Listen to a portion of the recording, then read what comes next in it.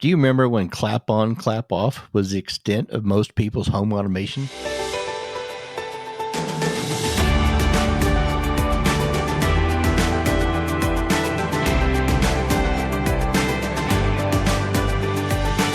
Welcome to 10-Minute Tech Tips, an HCTC podcast of mostly opinionated commentary with hopefully some actual helpful tidbits tossed in. I am your host, Kerry Sutton, and most of these opinions and experiences are my own. Back in March, as the COVID-19 virus hit the Texas Hill Country, we had to shut down our Lunch and Learn program.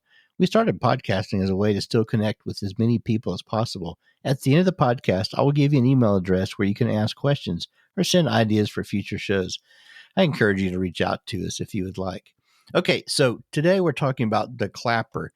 You remember the 1980s commercial where that silly song, the silly jingle was clap on, clap off, and everybody kind of laughed. And we always talked about clap on, clap off, and and it was just a kind of a fun thing. Well, did you know that you can still buy a clapper? I just purchased one about a month ago off of Amazon for $15, I think it was. In I had multiple choices. I could have bought the basic clapper, or I could have bought an advanced one.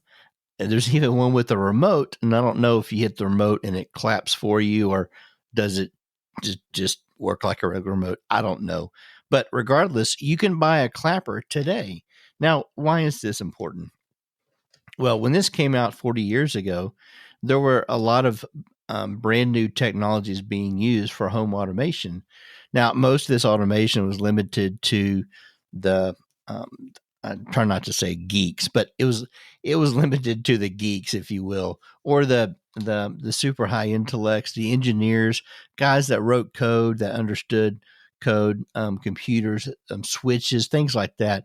And so your average person really couldn't turn a light on without walking over and flipping a wall switch.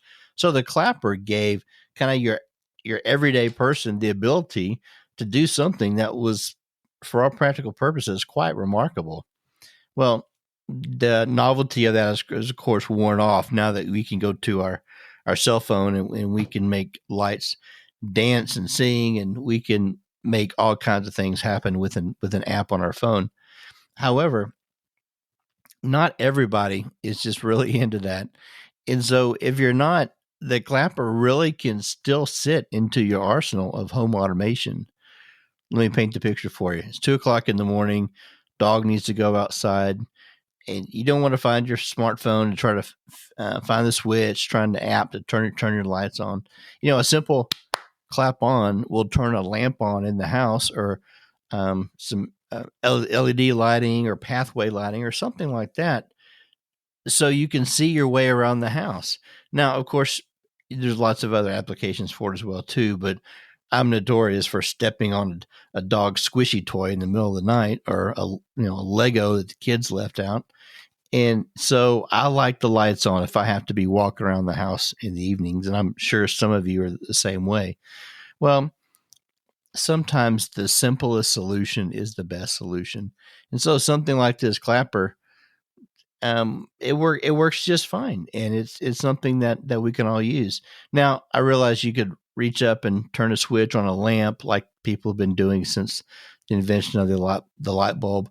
However, sometimes that's just not an easy thing to do. Or say you're bedridden and you can't reach a lamp, or you can't reach whatever it is you need to turn a switch on.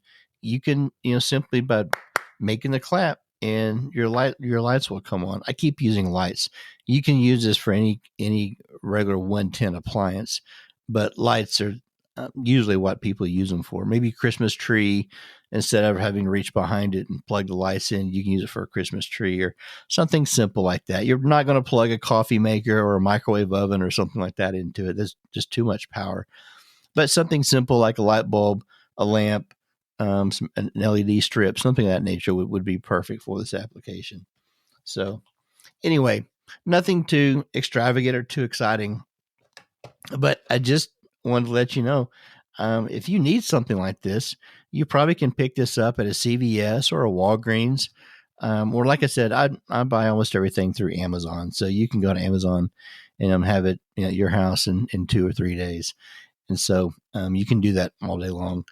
But don't let your family make fun of you. And because as soon as I brought mine in the house, the jokes started flowing about, oh, look, Dad's got a clapper.